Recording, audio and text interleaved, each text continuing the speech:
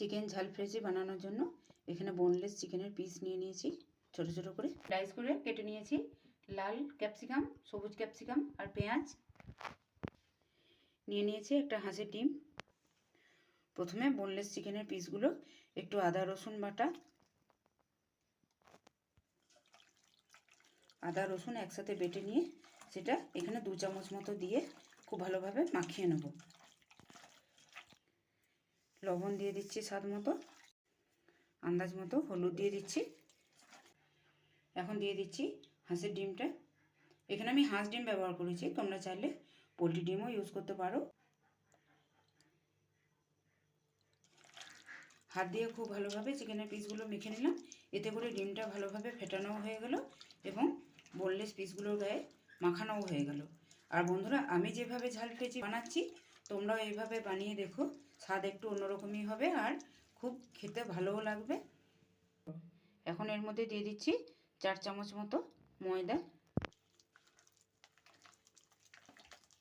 ময়দা দিয়ে পিসগুলো খুব ভালোভাবে কোট করে নিতে হবে। এখানে আমি ডাইরেক্ট একটা পাত্রের মধ্যে মেখে নিচ্ছি। তো তোমরা চাইলে বন্ধুরা, যদি হাতে সময় বেশি থাকে সেক্ষেত্রে চিকেনটা একটা অন্য পাত্রে ম্যারিনেট করবে আর অন্য পাত্রে একটা ব্যাটারের মতো তৈরি করে নিতে পারো। এখানে একটু সানরাইজের গরম মশলা দিয়ে দিলাম। এতে করে কাঁচা ডিমের গন্ধটা আর যে আদা রসুনের পেস্ট দেওয়া হলো সেই কাঁচা গন্ধটাও থাকবে না।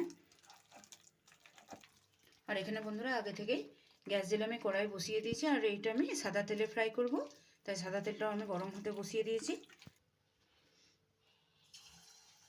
এবং প্রত্যেকটা পিসকে এইভাবে আলাদা আলাদা করে একটা একটা করে ভেজে নেব।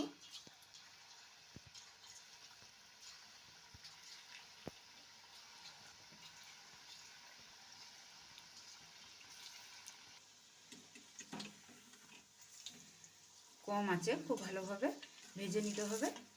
আঁচটাকে একদম কমিয়ে রাখতে হবে, তা নাহলে বন্ধুরা উপরের কোটটা খুব তাড়াতাড়ি কালার ধরে যাবে কিন্তু ভেতরে চিকেনটা সেদ্ধ হবে না।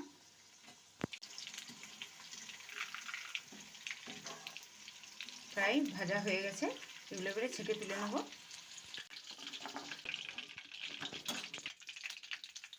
এক রাউন্ড ভেজে তুলে নিলাম, আবার আর এক রাউন্ড ছেড়ে দেবো।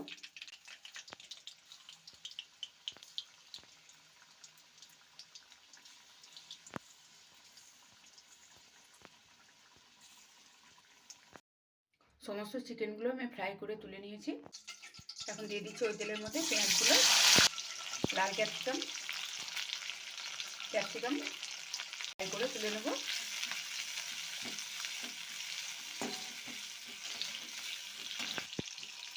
এরকম হালকা একটু সতে করে তুলে নিতে হবে। দেখতে কতটা কালারফুল লাগছে দেখো বন্ধুরা। এখানে তোমরা চাইলে ইয়েলো বেল পেপারটাও দিতে পারো, আমার ছিল না আমি দিলাম না। এখন ওই তেলের মধ্যে বাকি আদা রসুনের পেস্টটা দিয়ে দিলাম।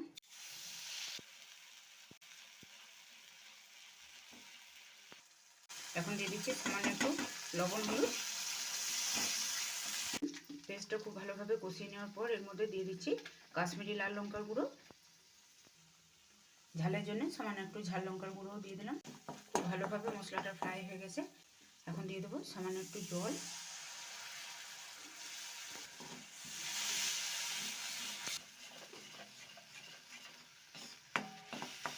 এখন এর মধ্যে দিয়ে দিচ্ছি বেশ খানিকটা, প্রায় 6 থেকে 7 চামচ মতো টমেটো কেচাপ।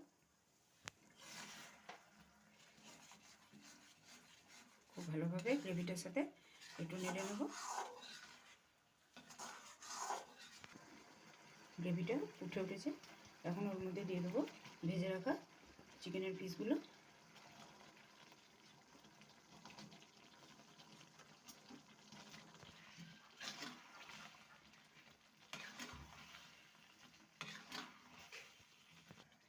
এখন এর মধ্যে দিয়ে দিচ্ছি যে পেঁয়াজ ক্যাপসিকাম ভেজে তুলে রেখেছিলাম, মিশিয়ে নেব।